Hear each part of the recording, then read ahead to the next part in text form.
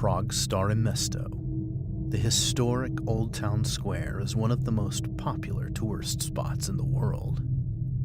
But underneath the feet of its many international visitors lies a brutal and bloody history born from the earliest Protestant revolts against the Catholic Church. This is the Macabre tourist.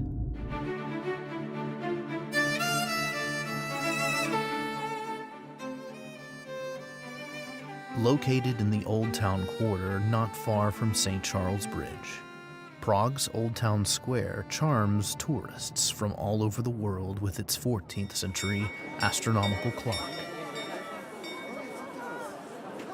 medieval architecture,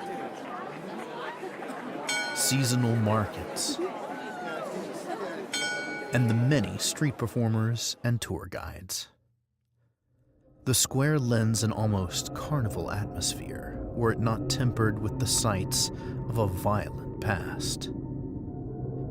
Impossible to ignore is the memorial of Jan Hus, a Czech priest and early contributor of the Protestant movement. Hus, who predates Martin Luther and John Calvin, was burned at the stake for heresy by the Catholic Church in 1415. His followers, known as Hussites, included most of the Czech people in the Kingdom of Bohemia, and they responded to their spiritual leader's execution with open rebellion, revoking Rome and the papal teachings, and defeating the Crusaders in the Hussite wars that followed. In 1915, this massive memorial was erected, marking the 500th anniversary of Jan Hus's death. In front of the Old Town Hall, you will notice 27 crosses laid into the pavement. 200 years after the death of Jan Hus, a new Protestant uprising from the Bohemian crown estates fought against the Catholic House of Habsburgs.